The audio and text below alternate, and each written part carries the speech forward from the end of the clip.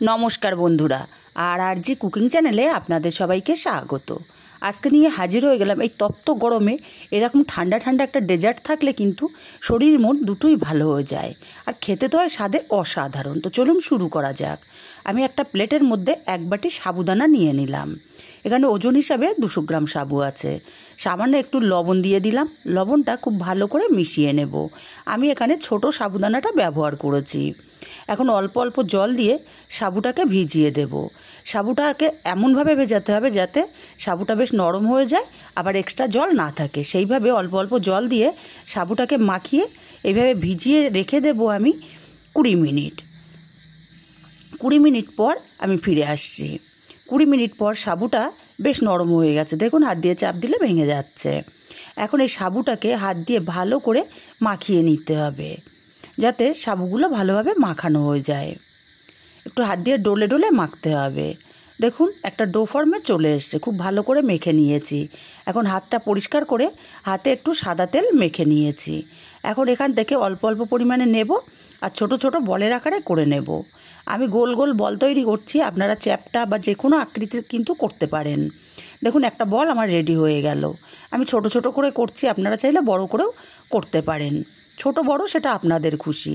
এইভাবে প্রত্যেকটা বল আমি রেডি করে নেব। দেখুন, প্রত্যেকটা বল আমি রেডি করে নিয়েছি। সব বলগুলো আমার রেডি হয়ে গেছে। আর আগে থেকেই আমি একটা কড়াইতে 1 লিটার দুধ বসিয়ে রেখেছিলাম। দুধটা ফুটে গেছে।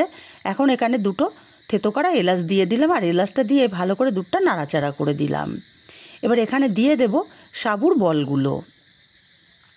বন্ধুরা, এরকম একটা রেসিপি থাকলে সবাই কিন্তু আপনার খুবই প্রশংসা করবে। খেতে কিন্তু অসাধারণ হয়।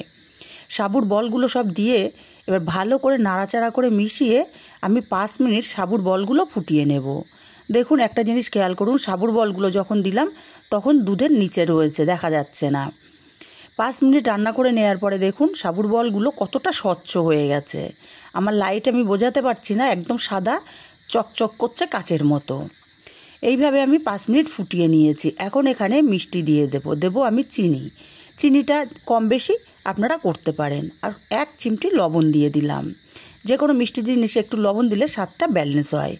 লবণ আর চিনিটা দিয়ে খুব ভালো করে মিশিয়ে আমি আরও 5 মিনিট এইভাবে ফুটিয়ে নেব।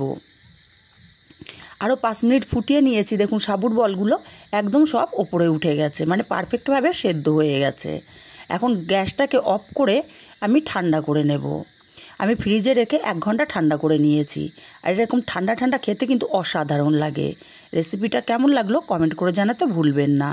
ভালো লাগলে কাছের আত্মীয় স্বজন বন্ধুবান্ধবের কাছে শেয়ার করতে ভুলবেন না।